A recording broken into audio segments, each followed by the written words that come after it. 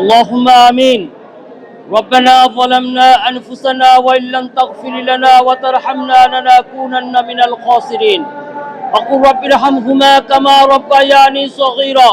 لا إله إلا أنت سبحانك إني كنت من الظالمين.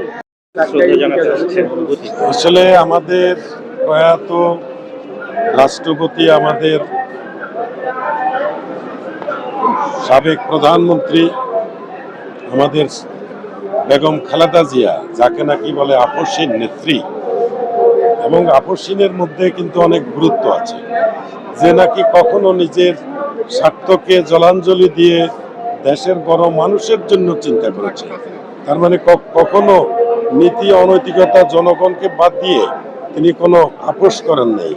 যদি তিনি আপোষ করতেন তাহলে আজকে এই পর্যন্ত হয়তো উনি রাষ্ট্র ক্ষমতায় থাকতে পারত। তিনি জনগণের কল্যাণ চিন্তা করে জনগণের কথা মাথায় নিয়ে তিনি কোনো অনৈতিক কোনো কর্মকাণ্ডে আপোষ করেন নাই, তাই ওনাকে আপোষের নেত্রী বলা হয়। তো আমরা উনি মৃত্যুবরণ করেছে, চলে গেল আমরা আজকে ওনার কবর জিয়ারত করতে এসেছি।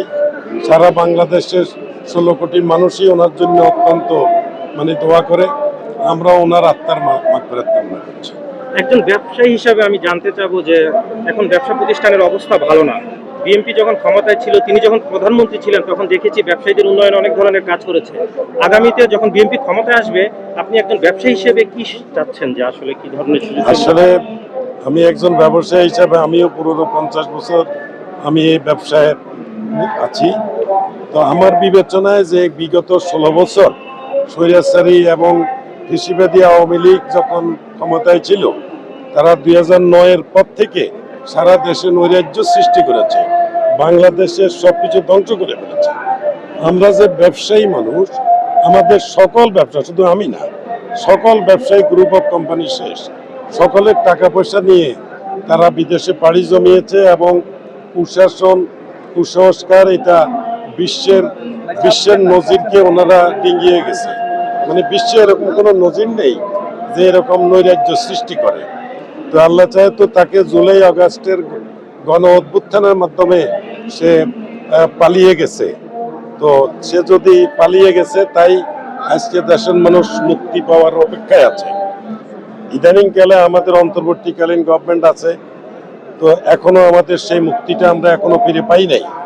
তো মুক্তি পাওয়ার অপেক্ষায় আছি। আগামী নির্বাচন দিয়েছেন, সেই নির্বাচনে খালেদা বেগম, আপসহীন নেত্রী বেগম খালেদা জিয়াকে অনুকরণ করে যদি দেশ পরিচালনা করে, তাইলে আমি মনে করি যে আমাদের দেশ এবং আমাদের জনগণের কল্যাণ সাধিত হবে।